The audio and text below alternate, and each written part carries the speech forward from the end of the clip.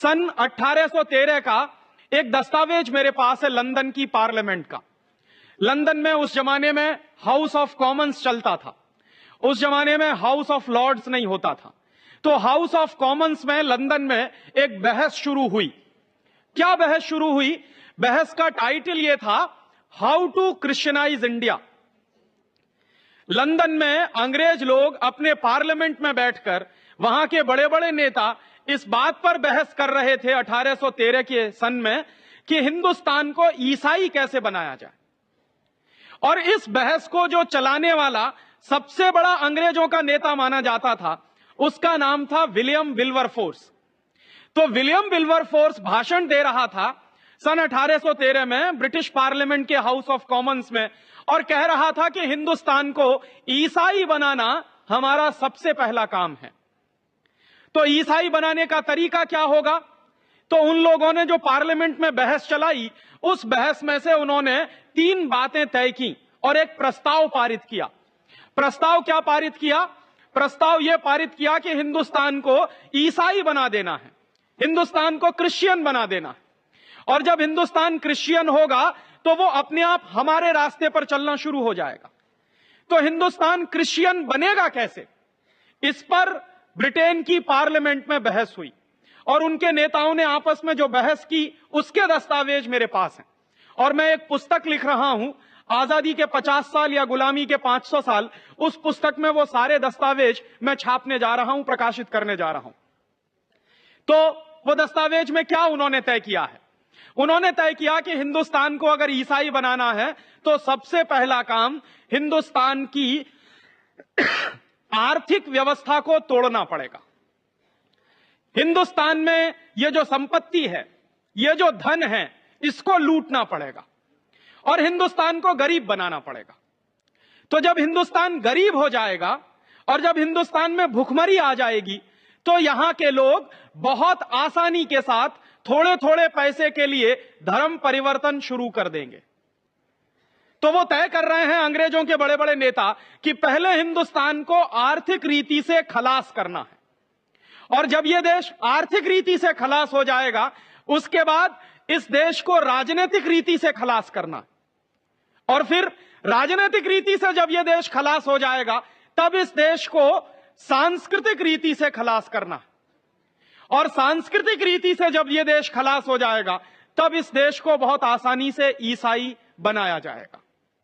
तो हिंदुस्तान को आर्थिक रीति से खलास करने के लिए अंग्रेजों ने क्या किया? उन्होंने अपनी तमाम कंपनियां हमारे देश में भेजी। ईस्ट इंडिया कंपनी आई, ईस्ट इंडिया कंपनी जैसी अंग्रेजों की सैकड़ों कंपनियां आई, और उन कंपनियों ने क्या किया? हमारे देश में अपना धंधा शुरू किया। तो क्या होता था कि अंग्रेजों की कंपनियों का माल बिकता था और हिंदुस्तान के गांव गांव में अंग्रेजों का माल बिकने लगा। और जब हिंदुस्तान के गांव गांव में अंग्रेजों का माल बिकने लगा, तो हमारे देश के लोग अंग्रेजों का माल खरीदने लगे, और अंग्रेजों का माल खरीदकर हमारे देश का पैसा लंदन जाने लगा। और जब अंग्रेजों का माल इस देश में बिकना शुरू हो गया, तो उसका एक दूसरा नतीजा और निकला कि धीरे धीरे हिंदुस्तान के सारे कारखाने बंद होते चले गए। एक तरफ तो अंग्रेजों की सरकार ने नियम ऐसे बनाए, कानून ऐसे बनाए कि भारतीय व्यापारी व्यापार ना कर सके और भारतीय उद्योगपति कुछ भी सामान बाजार में बेच ना सके। दूसरी तरफ उन्होंने अंग्रेजों की कंपनियों को हिंदुस्तान की लूट के लिए खुला छोड़ दिया। तो धीरे धीरे हिंदुस्तानी बाजार में अंग्रेजों का माल बिकना शुरू हुआ और अंग्रेजों ने यहां से संपत्ति बटोरना शुरू किया, यहां से धन लेना शुरू किया। अंग्रेजों के कुछ आंकड़े बताते हैं कि ईस्ट इंडिया कंपनी उस जमाने में हमारे देश में जब धंधा करती थी, उसका कुछ माल बिकता था, तो एक साल में ईस्ट इंडिया कंपनी यहां से करीब 70 करोड़ पाउंड के बराबर की संपत्ति ले जाती थी। ये 70 करोड़ पाउंड की जो संपत्ति जाती थी उस जमाने में, आज से लगभग 200 साल पहले, ये कितनी होती होगी? अगर आज के हिसाब से हम हिसाब लगाएं तो 70 करोड़ में 56 का गुणा करना पड़ेगा, क्योंकि एक पाउंड में इस समय लगभग 56 रुपया बैठता। तो करोड़ों रुपए की लूट हमारी होती थी। अंग्रेजों ने एक दूसरा काम और किया कि हिंदुस्तान के व्यापारियों का माल हिंदुस्तान के बाजार में बिकने ना पाए, इसके लिए उन्होंने हिंदुस्तानी व्यापारियों पर तमाम तरह के टैक्स लगा दिए। हिंदुस्तान में अंग्रेजों की सरकार ने टैक्स लगाया, जो सबसे पहला वो था एक्साइज का tax, excise duty. Excise duty क्यों लगाई उन्होंने कहा कि हिंदुस्तान के व्यापारी जो माल बनाते हैं उस माल के उत्पादन पे कर लगाओ। फिर उसके बाद अंग्रेजों ने एक दूसरा फैसला किया कि हिंदुस्तानी व्यापारी जो माल पैदा करते हैं उस पे कर देंगे और फिर उस माल की जब बिक्री होगी बाजार में तो उस पर भी कर लगा दो। तो उन्होंने माल की बिक्री पे सेल्स टैक्स लगा दिया। और उसके बाद एक तीसरा कर लगा दिया अंग्रेजों की सरकार ने कि जो माल बाजार में बिकेगा और उससे जो मुनाफा कमाएंगे हिंदुस्तानी व्यापारी उस पर इनकम टैक्स लगा दो। तो पहले एक्साइज टैक्स लगाया, फिर सेल्स टैक्स लगा दिया, फिर इनकम टैक्स लगा दिया, फिर अंग्रेजों की सरकार ने 2 टैक्स और लगाए। एक टैक्स उन्होंने लगाया टोल टैक्स। हिंदुस्तान के व्यापारी अपने माल को एक गांव से दूसरे गांव में ले जाते हैं तो जगह जगह जो टोल टैक्स देना पड़ता है वो अंग्रेजों के जमाने का लगाया हुआ। और टोल टैक्स के बाद उन्होंने एक टैक्स और लगा दिया, ऑक्ट्रॉय का टैक्स। ये 5-5 टैक्स उन्होंने हिंदुस्तानी व्यापारियों पर लगा दिए। क्यों लगाए अंग्रेजों की सरकार ने? अंग्रेजों की सरकार ने ये टैक्स इसलिए लगाए कि हिंदुस्तानी व्यापारियों पर अगर ज्यादा से ज्यादा कर लगा दिया जाएगा तो हिंदुस्तानी व्यापारी बर्बाद हो जाएंगे और अंग्रेजों का माल हिंदुस्तान में टैक्स फ्री कर दिया जाएगा तो अंग्रेजों का माल गांव-गांव में बिकना शुरू हो जाएगा। तो हिंदुस्तानी व्यापारियों पर टैक्स लगा के उनका माल महंगा बना दिया और अंग्रेजों के माल को टैक्स फ्री करके ईस्ट इंडिया कंपनी का रास्ता अंग्रेजों के लिए खोल दिया। इसका नतीजा क्या निकला?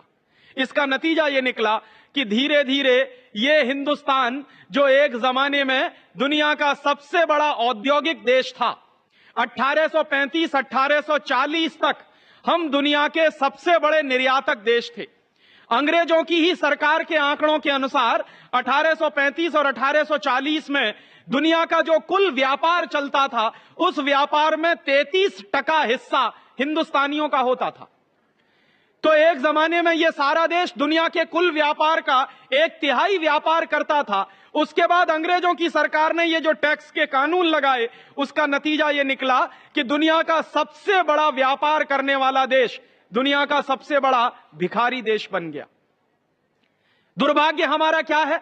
अंग्रेजों की सरकार ने ये जो टैक्स लगाए 5-5, ये टैक्स आज आजादी के 50 साल के बाद भी लगे हुए हैं। और मेरे मन में यही प्रश्न उठता है कि अंग्रेजों की सरकार ने इस देश पर इनकम टैक्स लगाया, अंग्रेजों की सरकार ने व्यापारियों पर एक्साइज की ड्यूटी लगाई, अंग्रेजों की सरकार ने व्यापारियों पर टोल टैक्स और ऑक्ट्रॉय लगाया, तो अंग्रेज तो चले गए 1947 में, तो ये कानून भी चले जाने चाहिए थे टैक्स के। लेकिन दुर्भाग्य से वो टैक्स के सारे कानून आज भी हिंदुस्तानी व्यापारियों पर लगे हुए हैं।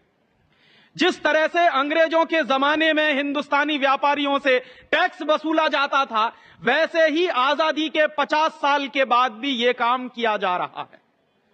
और इसलिए मैं मानता हूं कि अभी शायद आजादी आना बाकी है। और उन टैक्स के कानूनों के कारण जिस तरह हिंदुस्तानी व्यापारी बर्बाद हुए थे वैसे ही आज हो रहे हैं।